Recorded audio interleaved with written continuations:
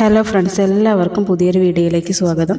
അപ്പോൾ നമ്മൾ ഇന്ന് പോകുന്നത് ബർദുബായിലെ ഒരു അമ്പലത്തിലേക്കാണ്. ഒരുവിധം ദുബായിൽ താമസിക്കുന്നവർക്കൊന്നും അറിയില്ല ബർദുബായിലുള്ള അമ്പലം ഇപ്പോൾ ഓപ്പൺ ആണോ എന്നാൽ ബർദുബായിലെ അമ്പലം ഇപ്പോഴും ഉണ്ട് കേട്ടോ. ശ്രീകൃഷ്ണൻ്റെയും അതുപോലെ തന്നെ ശിവൻ്റെയും പ്രതിഷ്ഠയായിരുന്നു ഇവിടെ ഉണ്ടായിരുന്നത്. എന്നാൽ ഇപ്പോൾ ശ്രീകൃഷ്ണൻ്റെത് മാത്രമാണുള്ളത്. അപ്പോൾ നമുക്ക് അമ്പലത്തിലേക്ക് പോവാട്ടോ. അപ്പോൾ അമ്പലത്തിലേക്ക് പോകേണ്ട മെട്രോ സ്റ്റേഷൻ എന്ന് പറയുന്നത് ഗ്രീൻ ലൈൻ ആണ്.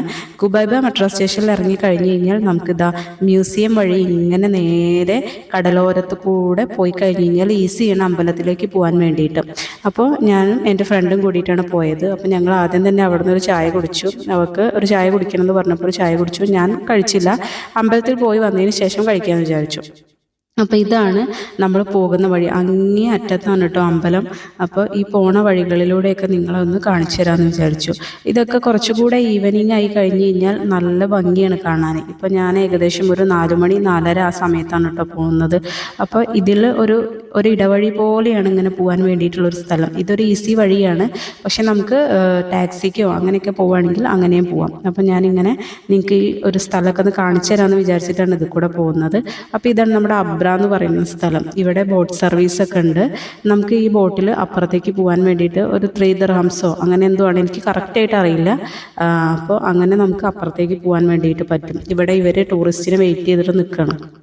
പിന്നെ ഇതിൻ്റെ ഉള്ളിൽ കൂടെ പോകുമ്പോൾ ഒരുപാട് കരകൗശല വസ്തുക്കളും അതുപോലെ തന്നെ ഒരുപാട് ഐറ്റംസ് നമ്മളിപ്പോൾ ഏകദേശം ഒരു ബോംബെ ബസാറുകളിലൊക്കെ പോയി കഴിഞ്ഞ് കഴിഞ്ഞാൽ നമുക്കിങ്ങനെ കാണാൻ പറ്റുന്ന പോലെ തെരുവിൽ നിൽക്കുന്ന കച്ചവടക്കാരെ പോലെ ഒരുപാട് കച്ചവടക്കാർ ഇവിടെ ഉണ്ട് കേട്ടോ. അതും നമ്മൾ മോളുകളിലൊന്നും കയറി കഴിഞ്ഞ് കഴിഞ്ഞാൽ കിട്ടാത്ത അത്രയും ഡ്രസ്സായാലും ഓർണമെൻറ്റ്സ് ആയി കഴിഞ്ഞാലും ജ്വൽസ് ആയി കഴിഞ്ഞാലും ബാഗ്സ് ആയി കഴിഞ്ഞാലും അതുപോലെ തന്നെ ശില്പങ്ങളായി കഴിഞ്ഞാലും ഒക്കെ ഇവിടെ അവൈലബിൾ ആണ്. പിന്നെ ഇവിടുത്തെ ഒരു പ്രത്യേകത എന്താണെന്ന് വെച്ച് കഴിഞ്ഞാൽ ചിലപ്പോൾ സാധനത്തിന് 100 ദിർഹംസ് ആയിരിക്കും പറയുക. പക്ഷെ നമ്മുടെ സാമർത്ഥ്യം പോലെ ഇരിക്കും അത് നമുക്ക് വില കുറച്ച് കിട്ടൽ. അപ്പോൾ ഒരുപാട് ഐറ്റംസ് ഉണ്ട് കേട്ടോ. ഒരു ദിവസം നിന്ന് കണ്ടു കഴിഞ്ഞാൽ തീരുമോയെന്ന് ചോദിച്ചാൽ അത് സംശയമാണ്. എന്താണെന്ന് വെച്ചാൽ തീരില്ല, അത്രയും കളക്ഷൻസ് ഉണ്ട്. നമ്മൾ എക്സ്പെക്റ്റ് ചെയ്യുന്ന അതുപോലത്തെ ഡ്രസ്സുകൾ, ബീച്ച് ഡ്രസ്സുകളൊക്കെ വളരെ ചീപ്പായ റേറ്റിൽ നമുക്കിവിടെ കിട്ടും. അപ്പോൾ നിങ്ങൾ ഇവിടെയൊക്കെ താമസിക്കുന്ന ആരെങ്കിലുമൊക്കെ ഉണ്ടെന്നുണ്ടെങ്കിൽ നിങ്ങൾക്ക് ഇതുപോലത്തെ ഡ്രസ്സുകളൊക്കെ വാങ്ങിക്കാൻ ഇഷ്ടമുണ്ടെങ്കിൽ എന്തായാലും ഇവിടെ വന്നിട്ടൊന്ന് ജസ്റ്റ് പർച്ചേസ് ചെയ്യും. എന്താ വെച്ചാൽ ഒരുപാട് നല്ല കളക്ഷൻസ് ഉണ്ട്. പിന്നെ അതുപോലെ തന്നെ പെർഫ്യൂംസ് ഒക്കെ അവർ അത്യാവശ്യം നല്ല അഫോർഡബിൾ റേറ്റിലാണ് കേട്ടോ നമുക്ക് തരുന്നത്. പിന്നെ വീടുകളിലേക്ക് വേണ്ട നമ്മുടെ ഈ ബുദ്ധൻ അതുപോലെ തന്നെ ഓരോ സ്റ്റാച്യൂകളൊക്കെ ഉണ്ടല്ലോ, അതൊക്കെ ഇഷ്ടത്തിൻ്റെ. പിന്നെ സുഗന്ധവ്യഞ്ജനങ്ങൾ, നമ്മൾ കാണാത്ത എത്രയോ ഐറ്റം സാധനങ്ങൾ ഈ മാർക്കറ്റിൽ അവൈലബിൾ ആണ്. ശരിക്കും കസ്തൂരി മഞ്ഞൾ അതുപോലെ തന്നെ എത്രയോ സാധനങ്ങൾ, പല പല രാജ്യങ്ങളുടെ സാധനങ്ങൾ. എനിക്ക് തന്നെ അത്ഭുതമായി ഇങ്ങനത്തെയൊക്കെ സാധനങ്ങളൊക്കെ ഇവിടെ അവൈലബിൾ ആണെന്നുള്ളത്. അങ്ങനെ ഇതാണ് നമ്മുടെ അമ്പലത്തിലേക്കുള്ള എൻട്രൻസ്.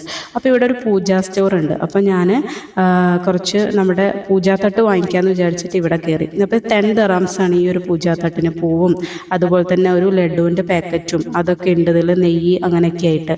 അപ്പോൾ ഇത് നമ്മൾ ഇവിടെ നിന്ന് ഒരു 10 ദിർഹംസ് കൊടുത്തു കഴിഞ്ഞാൽ കിട്ടും. അപ്പോൾ നമ്മളെ നാട്ടിലത്തെ പോലെ അമ്പലത്തിൽ പോകുമ്പോൾ നമുക്ക് മുല്ലപ്പൂ ഒക്കെ നമുക്കൊരു നൊസ്റ്റാൾജിക് ഫീലാണല്ലോ. അപ്പോൾ മുല്ലപ്പൂ വാങ്ങിച്ചു. 5 ദിർഹംസാണ് മുല്ലപ്പൂ. പക്ഷേ അഫോർഡബിൾ ആണെന്ന് എനിക്ക് തോന്നി. എന്താണെന്ന് വെച്ച് കഴിഞ്ഞാൽ ഇവിടെ കുറച്ചല്ലേ നമുക്കിത് കിട്ടുള്ളൂ. അപ്പോൾ കുഴപ്പമില്ലാത്തൊരു പ്രൈസാണ്.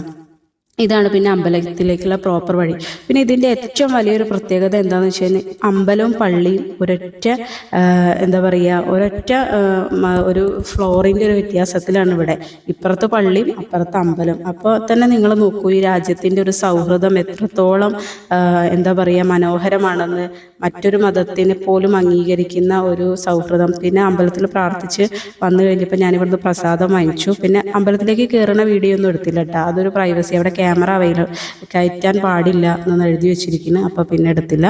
പിന്നെ ഇതാ ഞങ്ങൾ വളയൊക്കെ വാങ്ങിക്കാൻ വേണ്ടിയിട്ട് ജസ്റ്റ് ഒരു സ്റ്റോറിൽ കയറി. അപ്പോൾ ഇവിടെ നിന്ന് ഞാനൊരു ബ്രേസ്ലെറ്റാണ് വാങ്ങിച്ചത് കേട്ടോ, നമ്മുടെ ഒരു സ്റ്റോൺ വെച്ചിട്ടുള്ള ബ്രേസ്ലെറ്റ്. അങ്ങനെ ഞങ്ങൾ പിന്നെ അവിടെ നിന്ന് തിരിച്ചു പോന്നു.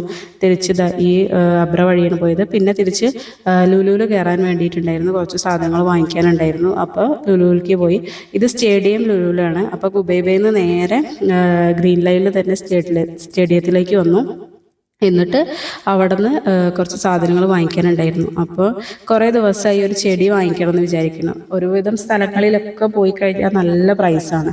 പക്ഷേ ഇവിടെ നമുക്കറിയുന്ന കുറച്ച് ചേട്ടന്മാരുള്ളത് കൊണ്ട് അവർ നമ്മളെപ്പോൾ ചെന്ന് കഴിഞ്ഞ് കഴിഞ്ഞാലും വില കുറച്ചിട്ടാണ് തരിക. അതൊരു ലുലുവിൻ്റെ ഉള്ളിലല്ല സ്റ്റോറ്, പുറത്താണ്.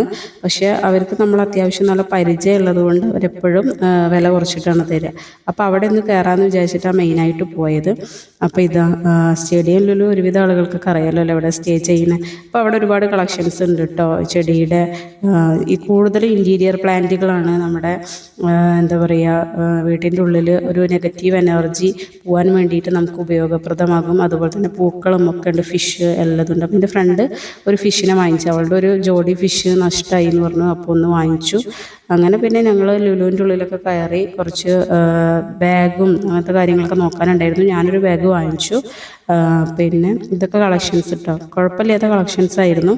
പിന്നെ ആ സൈഡിലൊക്കെ ഉണ്ട് കളക്ഷൻസ്. ഓഫീസ് ബാഗുകളൊക്കെ ഇഷ്ടത്തിനുണ്ട്.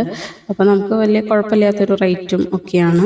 അപ്പം പിന്നെ അതിൻ്റെ കുറേ സൈഡിൽ കുറേ കമ്മലുകളൊക്കെ നല്ല ഭംഗിയുണ്ടല്ലേ ഈ റെഡ് ഇത് കാണാൻ വേണ്ടിയിട്ട്. അങ്ങനെ ഞങ്ങൾ അതിൽ നിന്ന് ഒരു കമ്മലൊക്കെ സെലക്ട് ചെയ്ത് പിന്നെ ലുലുന്ന് തിരിച്ചിറങ്ങി ഒരു ചായയൊക്കെ കുടിച്ചിട്ട് മടങ്ങി. അപ്പോൾ എല്ലാവർക്കും ഈ വീഡിയോ ഇഷ്ടമായി എന്ന് വിചാരിക്കുന്നു. എല്ലാവരും സപ്പോർട്ട് ചെയ്യുക, സബ്സ്ക്രൈബ് ചെയ്യുക.